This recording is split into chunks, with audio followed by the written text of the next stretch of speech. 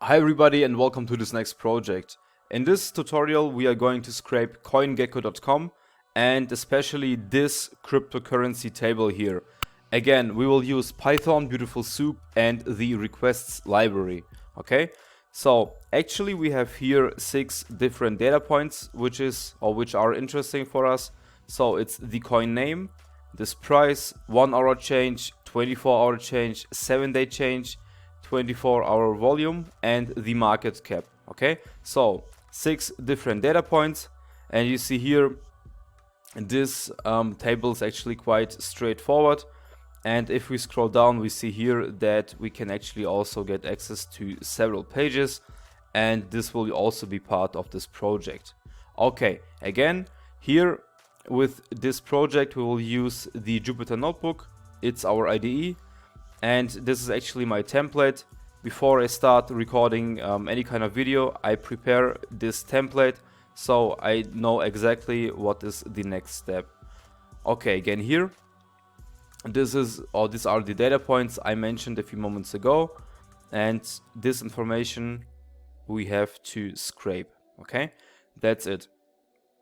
Okay, and finally, in our second part, we want to get results of 1000 cryptocurrency information. So you see here inside the first page we have 100 information.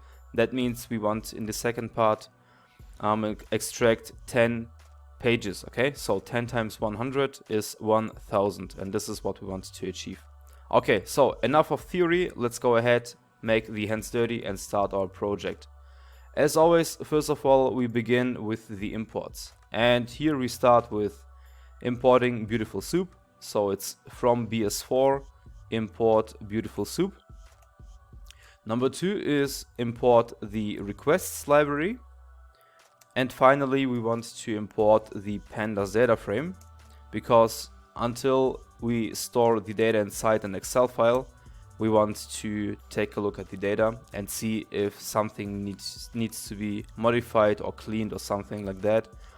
And Pandas therefore is very useful. Okay, so let's run this cell. Okay, request, I need to put down requests, so it's a plural. Okay, now let's run it again. This looks better, no error message anymore. And now let's go ahead with the next step and store the website inside the variable. Let me just use this variable here. So website equals, and this is what I want to store. Okay, so this link, copy that back to the notebook, and inside this quotes I just want to paste it. Run this cell.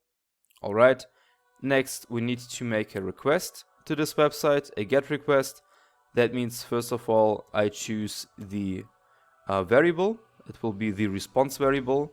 Now I want to make a request, so it's requests. Here we make use directly of this requests library. So requests.get, and inside this brackets here I just can write down website, because this link here is stored inside this variable. Okay, so it's website.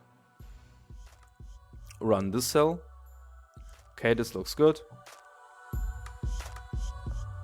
Next, let's see what the status code is. So it's response.statuscode, status_code. Run this cell, and now we have the status code of 200, and 200 means we have successfully made an HTTP request to this website. Okay, this looks good. Now we need to create the soup object. So soup equals to Beautiful Soup, and the first argument is the response.content, because here we want to get access to this content, and the second argument is the parser itself. So here we use the HTML point parser. Okay, that's it. And why do we need the soup object? So actually we have to create the soup object in order to get access to these HTML elements of this website. Okay, so we want to have all the HTML elements, and this is why we need to create this soup object. That's it. Now we can print out this soup variable. Okay, so let's run it. Okay, and you see here that now we have a lot of HTML elements here, and this is the result for the first page. Okay, so for example, if you want to make a cross check, just put or choose a random text here. Let's say I want to search for cryptocurrency prices by market cap. Okay, so copy that, click on this area here, Control F, paste, and you see here, you see this text element. Okay, this is exactly what we see here. Okay, so it was just a short cross check. Let me comment this out. And now in the next step, I want to store all the results inside a result variable. So let's go ahead and create this results variable. And here again, we have all in all 100 rows. Okay, and the goal of the next step is to store all the results inside this one. That's it. So first, let's inspect this first row. Okay, let's see how to target it. Okay, so we need to use a different approach here. So here, for example, what we can do is we can start with this table tag. Okay, when we have this table tag, you see, if you take a look at the upper part of the screen, that all the table is actually highlighted. Okay, and this is what we want. So we start here, and let's say we use this table tag, class attribute, and then the table scrollable value. So first of all, let me just copy this value. Okay, copy that, and again we have table and class. Okay, keep this in mind. And now let's proceed and write down soup dot find underscore all. Okay, now we have this table tag. Then inside the curly braces we have the class, colon, and now this value which I've copied a few seconds ago. Okay, let's just run the cell, see what happens, and nothing actually will happen because we have stored everything inside this result variable, and this expression is not the this is not the finished part. That means let's go back and let's take a look how to get access to the rows. Okay, because this is actually our requirement. So what we can do now is the following. If this is our starting point and this element here is highlighting this whole table, we can go down to this T body. Okay, and T body means table body. That means we can navigate down to this table body and then to this table rows. Okay, so TR is table row. And now you see that with every row, the information is actually highlighted, or every row is highlighted. Okay, if I just navigate through this TR tags. And this is what we want to achieve. Again, table, class, and this table scrollable, or let's make it a little bit more simple. So this is our starting point. Then we go down to T-body, and then let's go down to TR in order to highlight every row here. Okay, that's it. So back to the Jupyter Notebook. Let's just continue to write our expression. So it's then find, sorry, not find all, but find T-body dot find all TR, because now we have multiple rows. Okay, we have one table body.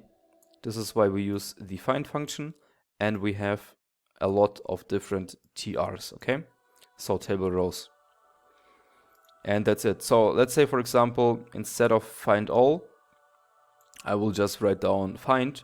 It will just give me back one element, and yeah, we don't have access to all these rows. Okay, so that's it. Let me run the cell again. Okay, here I have mistaken something. Let's take a look what I have messed up here. Okay, got it. So here, this was my first mistake. So it's soup.find and not find all. Okay, We have actually one table. Let's see. Run this cell again. Okay, so this looks better. No error message anymore. And sometimes these things happen. It's quite normal. You just need to think about where this mistake can actually come from, and then maybe start your debugging process here. Okay, that's it. Now let's take a look at the length of the results. So let's make use of the results function here. Okay, now this is very good. We have actually 100 results, which makes sense because here we have 100 rows. Okay, again, if I scroll down, we have 100 entries, and each and every row, or all the information of each and every row, are stored right now inside this results variable. Okay, and this is what we want actually to have. Why? Because now we can target or use this results variable in order to get this data which is actually necessary for us. Okay, so that's it. This is it. And now let me just make a short cross check. So actually the last one is the, okay, so 1 second. So we have the name, the price, 1 hour change. Okay, so I think this comment section I need to modify a little bit. So again, sorry, it was my mistake. We have the name, price, 1 hour, 24 hours, right? So 1 hour change, 24 hours change. Then we have the 7-day change, right? So 7-day change, and afterwards we have this 24-hour volume. This is good. And finally the market cap itself. Okay, so market cap. Sorry for this confusion, but these are actually our 6. And why do I have 7 right now? Name, price, 1 hour change, 24 hour change, 7-day change, 24 hour volume, and the market cap. So 1, 2, 3, 4, 5, 6, 7. Okay, never mind. These are 7 data points and not 6. Okay. Okay, this looks good. Okay, here we have our 7 data points, right? Starting from this one until the market cap. Okay. Now let's proceed and start to grab the first coin name. Okay. So let's see how to do this. Again, this results variable is very, very important right now because we will target it. So let's go ahead and target the results. And again, we have 100 entries. Okay. But let's say we want to get access to the first result. So let's use the index 0 to get access to the first result or to the first row here. Okay, let's take a look. Let's run it. And you see here that inside this HTML elements, we have the information of this first row. Okay, let's make a cross check. So for example, at least one time we need the text element Bitcoin. Okay, because this is the first row. Let's take a look, search for it. So Bitcoin, and you see here we have the Bitcoin information. Let's say, for example, I want to search for Ethereum inside this first row, and now we can't get any kind of information. Okay, so Ethereum inside this one just does not exist. Okay, if, for example, now we replace index 0 with index 1 and run this again, now we have actually, 1 second, Ethereum. Now we have a lot of Ethereum information, okay, but no Bitcoin information anymore. So this is actually the logic here. All right, so let's target again the first result. So result 0, okay, and then let's go ahead, copy that one, paste it. No, it's actually the right place, sorry. Okay, here, and now inside this HTML elements, we have to find the coin name, okay? So let's go ahead and do this. So back to the result page, right click on the coin name, inspect, and here you see, for example, we have this anchor tag, okay, and every time you have an anchor tag, that means you have a link. And then you have this class, you have this value here, okay, and then if you take a look on the right side, here you have this text element, which is actually right now necessary for us. So that means we can target the a tag class attribute and this whole value. Okay, so these different classes I will just copy. And now let's go back to our Jupyter Notebook. Now let's go ahead and proceed with .find. Okay, and we want to search for the anchor tag, comma, and inside the curly braces we start with the class, then we have the colon, and here we have the value. Okay, let's run it. Okay, and this looks actually very good. Now we need to get access to this text element. That means we just can go ahead and make use of the .getText function. Get text. Okay, this looks better. And now we need to get rid of this new line elements here. Okay, so \n means we have a new line, and we can just simply use the strip function in order to get rid of it. Okay, now we have in a very clean way what we actually want to get. Okay, so this is the coin name of the first result. Next, let's go ahead and search for the price or target the price. Back to the result page, let's click on inspect, and now let's inspect this price point here. Okay, so we see that, for example, we can just target this line here. So TD is table data. We start with the TD tag, then we can use the class. Okay, and I would say let's just make use of this first class value. Okay, so TD price, this one, copy that, and keep in mind we have TD and class. Okay, TD tag and class attribute, and the value is already copied. Back to the notebook. So results 0 dot find. Okay, and now we have the TD for table data, comma, we have the class, and here we need to paste what we have copied. Okay, let's run the cell. This looks good. Again, we want to get access to this text element. That means let's make use of the .getText function. This looks good. And now again, .strip in order to get rid of this beginning \n and the last \n. Okay, .strip. And now we have successfully grabbed the price point for the first coin. Okay, so next what I want to do is I want just to copy this expression, paste it here, and from this point I will just do a few modifications in order to save some time, and I don't want to start every new line here from scratch. Okay, so next, the 1 hour change. Let's see, it's this element here. So inspect, go to this one, and so maybe I can put my videos somewhere else. So let's make it here. And here, for example, you will see that the logic is actually almost the same. We have this TD, we have the class, and the only change is that we have right now a different class. Okay, so, or in this example, a different value. So copy that. Again, TD, class, and we have just copied this value.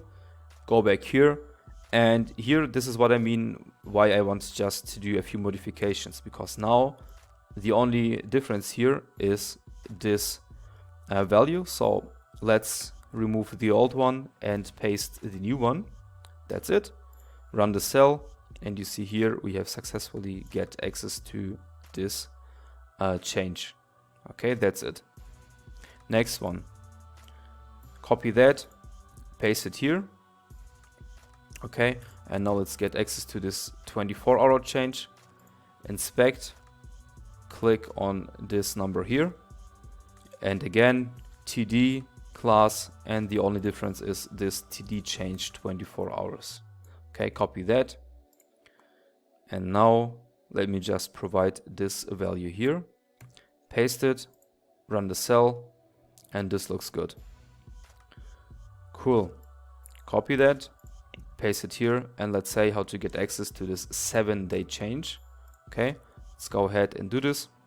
And you can see here, guys, so when we are writing our lines, these numbers can actually change in real time. Okay, that's it. So inspect this 7 days value. Okay, and here the only change again, we have to replace the old value with this new value. So it's td change 7d. Okay, that's it. All the remaining stuff is the same. td tag class attribute. Just this value here will change. Okay, copy that one back to the Jupyter notebook. And now, yes, this 7-day change, let's replace the old value with the new value, run the cell, and this looks good. Now, same applies for the 24-hour volume. Okay, it's this one, so let's target this text element here. Click on inspect, and then on the number. Okay, again, we have here right now the td hyphen liquidity, and this is what we need to grab. Okay, or liquidity score. Copy that one back to the notebook, and here instead of the old value, I want just to paste the new value. That's it. Run this cell, and this also looks good. And our last data point is the market cap. Okay, that means again, copy the line here in order to save some time. And now let's take a look how to get access to this market cap information. Go to inspect, click on the number.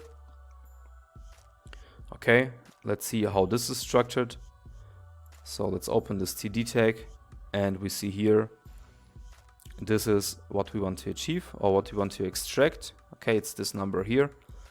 And also for this example, logic is the same, except the fact that we need to replace the old value with this value here. Okay, so copy that one back to the Jupyter notebook, and let's replace the old value with the new value. Run the cell, and this looks good. Okay, so in this 7 steps, we have successfully accessed 7 different data points. Okay, so this is it. Now in the next step, what we have to do is we need to create a for loop, because now we want to get the data, the 7 different data points, not just for the first example, but for all 100 rows. Okay, and this is what we actually want to achieve right now in the next step. And again, I will pause this video. This should be just the number 1 or part 1 of this 2 parts. And in the next part, we are going to write our for loop to get the data for all rows. And then in the second part of the second video, we will work with the pagination. That means we want to scrape 10 different pages and get all in all 1000 results. Okay, that's it. Okay guys, thank you very much, and I see you in the next video. Bye bye.